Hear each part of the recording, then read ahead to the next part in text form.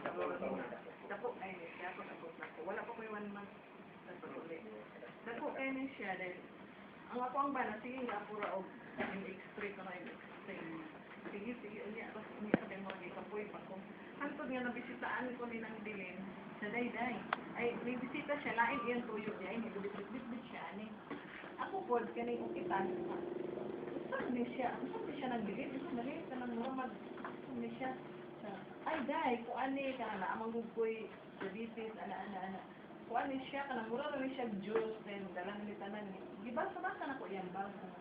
Kada lagi ka nang antay cancer ko no ana. Kanina li ako abi, dili na lang ko adtong express. Kanina li ako ang sumayan.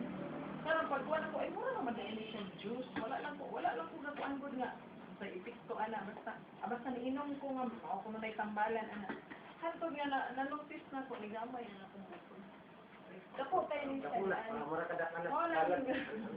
Siya giganghil na ko ani. Pero ang problema na ko ani karon kay 1 cup na inon ani before sa breakfast. Ang problema karon kay lami na kayo tuyo po.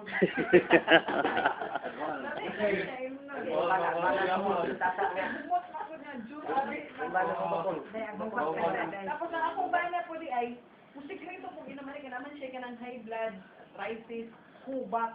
Hindi kagabi mo tukar ng hubak, mapungot ko kay banha kayo. Karon mukawak na ko siya inom ani. Karon pila na gid kagabi sukat pag inom niya ni wala na siyang. Wow.